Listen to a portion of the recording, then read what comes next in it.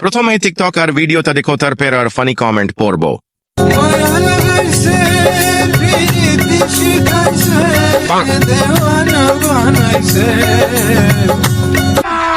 अभी मजा आएगा ना भिड़ो। ওদের সামনে হাত মারতে পারি না।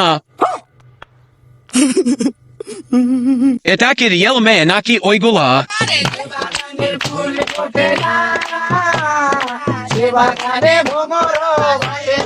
कहाँ से आते हैं?